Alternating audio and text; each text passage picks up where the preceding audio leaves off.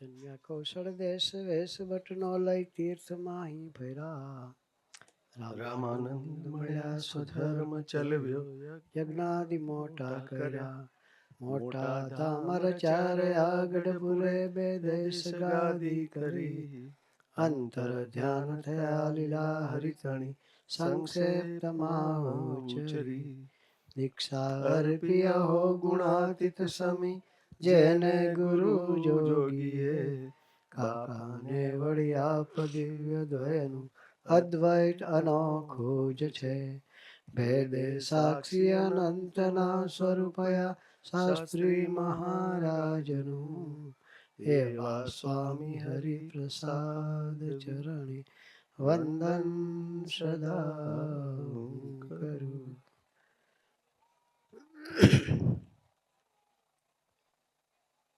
સહજાનંદ સ્વામી મહારાજની જય. હરિપ્રસાદ સ્વામી મહારાજની જય. આત્મીય સમાજની જય જય જય. દાસના દાસ થવાની જય જય.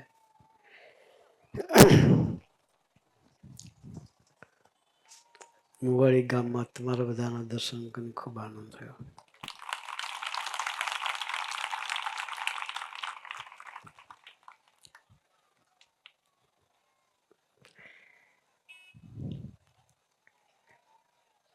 પ્રાર્થના મંદિરનું ઠાકોરજીની પ્રતિષ્ઠા સંતોએ કરી.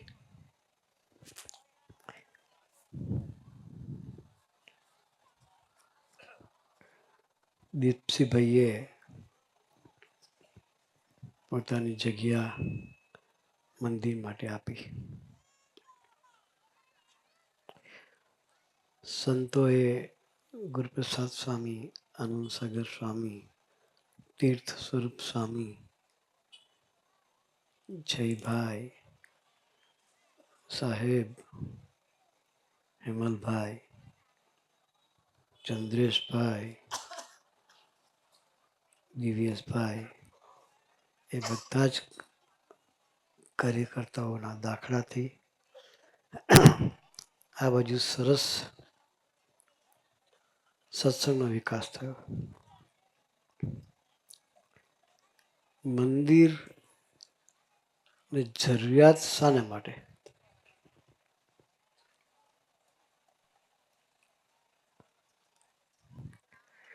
મંદિર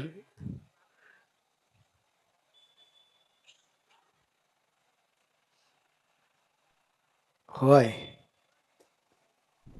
તો ત્યાંનું વાઇબ્રેશન આખું જુદું હોય. ભગવાનની મૂર્તિ પધરાવી હોય, એની સાનિધ્યમાં જઈએ તો આખા મનના વિચાર આપણા બદલાઈ જાય.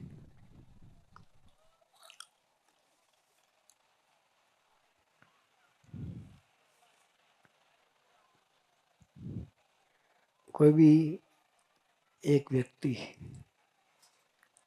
એના જીવનનું પરિવર્તન થાય તો એક બ્રહ્માંડ ઉગાડવાનું પૂન મળે.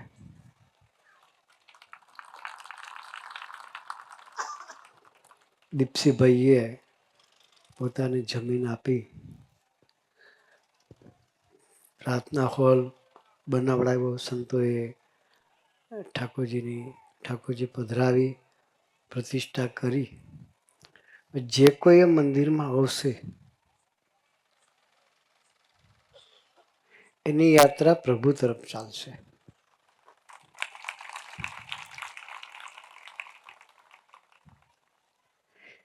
એક વ્યક્તિની યાત્રા પ્રભુ તરફ ચાલે, એક બ્રહ્માંડ ઉગાડવાનું પૂન મળે છે.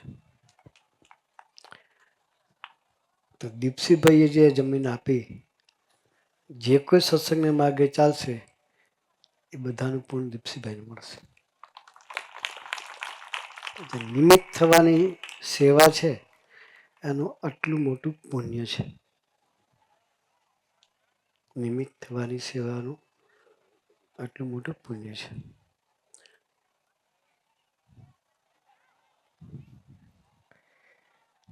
ચંદ્રેશભાઈ ને આ કાર્યકર્તાઓ જે આપણે દાખલો કરી રહ્યા છે એ લોકોનું સત્સંગમાં આવતા પહેલાંનું જ્યારે જીવન જોઈએ એ લોકોના મોઢે જ આપણે સાંભળીશું. ક્યારેક સભા કરવા આવે ત્યારે પણ કહેવાનું, ચંદ્રભાઈ તમારા જીવનનું દર્શન કરાવો. એ વખતે આ પ્રદેશમાં કોઈ મંદિર નહોતું, પણ સંતો વિચરણ કરતા હતા. જયભાઈને કાર્યકર્તાઓ દોડતા હતા. એના ફળ સ્વરૂપે ચંદ્રેશભાઈના બધા દીકરાઓ યોગમાં આવ્યા. અત્યારે એવું સરસ જીવન જીવે છે. પેલા તો ગુજરાતીમાં કહીએ ને તો માણસને શોભે નહીં એવું એનું જીવન હતું. બરાબર છે જયભાઈ? પણ છતાં એક સંતોના યોગે કરીને સત્સંગે કરીને અત્યારે એવું સરસ જીવન જીવે છે કે એના દર્શન કરીએ ને તો આપણી યાત્રા પણ ભગવાન તરફ ચાલે.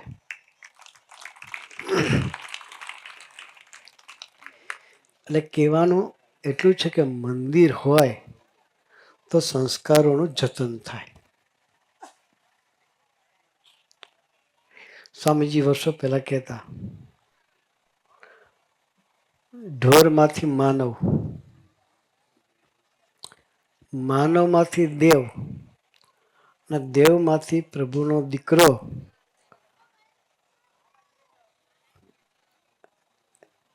થવું છે ત્યાં સુધી આપણી યાત્રા છે. ઢોરમાંથી માનવ એટલે જો 4 પગે ચાલનારા ઢોરની વાત નથી. 4 પગે ચાલનારા ઢોરની વાત નથી. પણ જે માણસના જીવનમાં ધર્મ ના હોય કે કોઈ સંસ્કાર ના હોય એ માણસ હોવા છતાં પણ એને પશુ કહેવાય. માણસ હોવા છતાં પણ એને પશુ કહેવાય. એમાંથી માણું થવાનું. ઢોરમાંથી માનવ, માનવમાંથી દેવ જેવા થવાનું. એના કરતાં પણ દેવ જેવા થઈ, એના કરતાં પણ ચડે સ્ટેપ છે ભગવાનના દીકરા થવાનું.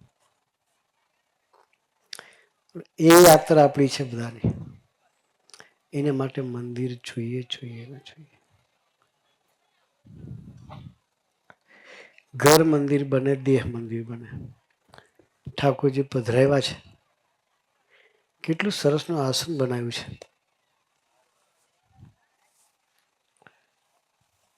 ગંદકીમાં ઠાકોરજી ન હોય. ગંદકીમાં ઠાકોરજી ન હોય. તો હૈયાની વિશે ગંદકી ભરી હોય તો ઠાકોરજી રે? આપણે દેહને મંદિર બનાવવાનું છે. શાને મંદિર બનાવવાનું છે? દેહને. દેહને મંદિર બનાવવું હોય તો ચોખ્ખું જોઈએ. કેવું? આ કેટલું ચોખ્ખું સરસ આસન છે.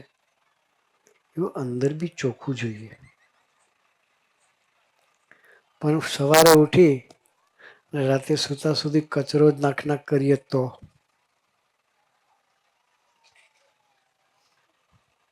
સવારે ઉઠીએ ત્યાંથી રાતે સુવા જઈએ ત્યાં સુધી અંદર કચરો જ ભરભર કરીએ તો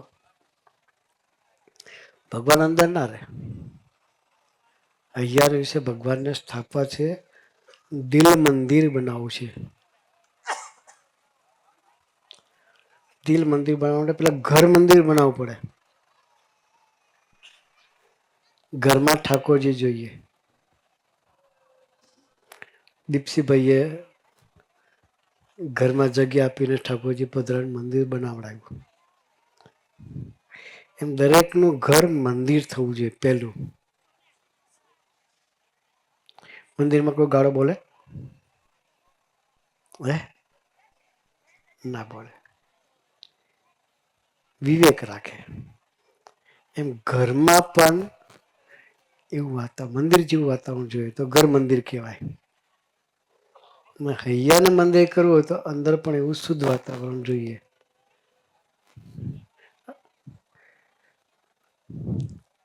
એક નાનો પ્રશ્ન પૂછું છું તમને. આપણે 12 ગામ જઈએ, ઘરને સરસ સાફ કરી પોતું મારી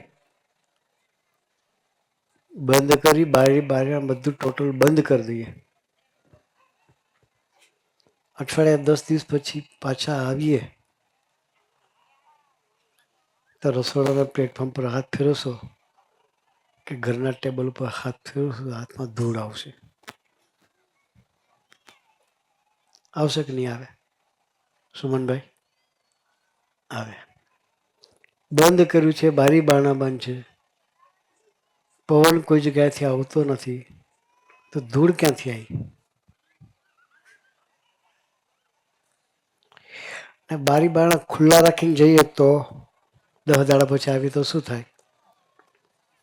હે, બારી બારણા ખુલ્લા રાખીને આપણે જતા રહીએ ને 10 દાડા પછી આવીએ તો આપણને ઘરમાં પગ મૂકવાનું મન ના થાય એવું થઈ જાય. ધૂળ ધૂળ ધૂળ થઈ ગયું બધું. એમ હવે વાત મુદ્દાની વાત આવે છે. એમ આપણા 9 દરવાજા છે. 9 દરવાજા ખુલ્લા રાખીએ તો 2 આંખ, 2 કાન, મોઢું, એ બધા દરવાજા છે. શું છે? આ 3 દરવાજા ખુલ્લા રહે, 9ની વાત નહીં, તો કચરો ભરાય કરે. આંખથી જેવું તેવું નાખીએ, જેવું તેવું જોઈએ, ન જોવાનું જોઈએ, એ કચરો છે. શું છે? આંખે કરીને ન જોવાનું જોઈએ એ કચરો કહેવાય. એ અંદર પડે, આત્મા પર સંસ્કારો નાખે. શું નાખે? ગંદા સંસ્કારો નાખે. પછી જીભે કરીને ન ખાવાનું ખાઈએ, ન પીવાનું પીવીએ, દારૂ પીએ કે માંસ મટન ખાઈએ, એ બધો કચરો છે. એના સંસ્કારો પડે. કહેવત છે ને કે જેવો અન્ન એવો ઓડકાર. મૂળો ખાધો હોય તો ઓડકાર આવે કે ના આવે? જો મૂળો તો સારી વસ્તુ છે, એનો જે ઓડકાર આપણે આવતો હોય, તો જે વસ્તુ ન ખાવાનું ખાઈએ તો એના સંસ્કાર હૈયાને વિશે પડ્યા વગર રહે નહીં. ન બોલવાનું બોલીએ તો એકવાર છે ને મોઢામાં 2 ચીજ રહેલી છે. 32 દાંત છે ને 1 જીભ છે. છે ને બધાના મોઢામાં કે નહીં? છે, જોઈ લેજો. 32 દાંત છે ને 1 જીભ છે. હમણાં જે વાંચો, એક દિવસ ઝઘડો થયો સુમનભાઈ, જીભને દાંતને. તો દાંત તો 32 હંપીને ભેગા થઈને વાત કરી જીભને કે ભેગી કચરી નાખીશું કે શું કહ્યું? જીભને બચારીને જીભમાં હાડકું નહીં છે.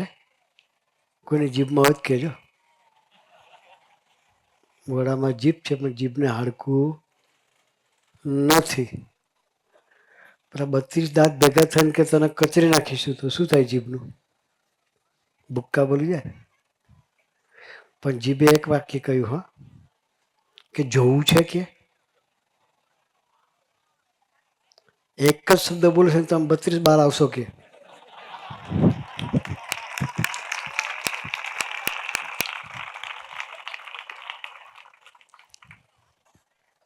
એક જ શબ્દ એવો બોલ નાખે તો શું થાય?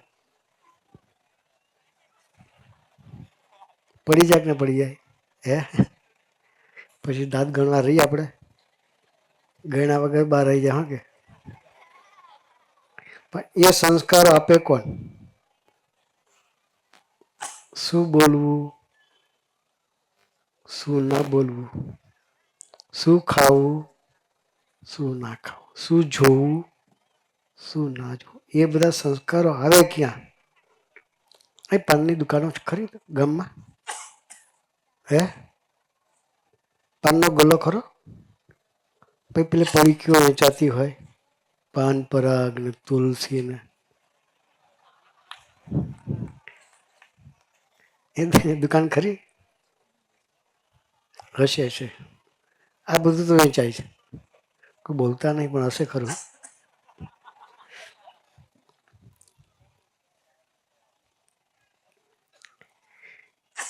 એક જણ કે તુલસી લઈને આવું કે મારામાં કે ઠાકોરજી ધરા માટે તુલસી લાવતો હશે.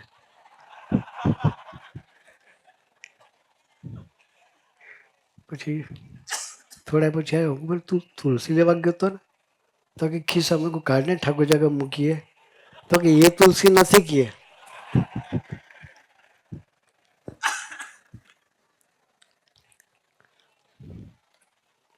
નામ બગાડ્યું તુલસીનું. આટલું સરસનું નામ તુલસી ને નામ બગાડ્યું. એ ખાય તો શું થાય? સારા વિચાર આવે. એ પાનની દુકાને જઈએ કે તમાકુ જે પડી ગયું છે ત્યાં જઈને કહીએ કે મને સારા સંસ્કાર આપો, આપશે? હે ન આપે? આપે? એને કંઈ 100 રૂપિયા આપું, ચાલ તું સારા સંસ્કાર આપ. મળે સંસ્કાર? 1000 રૂપિયા આપે તો બી ચાલતો રસ્તો પકડ નાખીએ. શું કે મારી દુકાનમાં જે માલ હોય જ મળે. એટલે જેની દુકાનમાં જે માલ હોય એ જ ત્યાં મળે.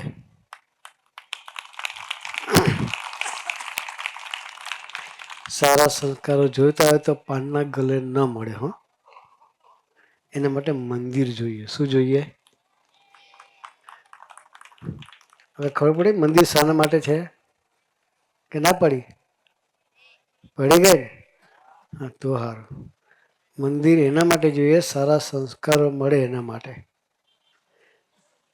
એટલે સંતોએ સરસ દાખલો કર્યો. આપણા ગામમાં આવું સરસ મંદિર બનાવે આપણા માટે. તો અઠવાડિયે કલાક બધાએ કાઢવાનો. આમાંથી કેટલા જણા કાઢશે આ મંદિર જવા માટે? ગામમાંથી, ગામમાં વાળા જે હોય. હા, આ મંદિરે દર્શન કરવા માટે જવાનો કોણ સંકલ્પ કરશે? રોજ એક વખત દર્શન કરવા જવાનું. એટલે આપણે બધાએ જે ગામના ભક્તો છે બધાએ દિવસમાં એક વખત મંદિરે દર્શન કરવા જવાનું. જ જ જ અને અઠવાડિયે 1 કલાક સભા કરવા જવાનું.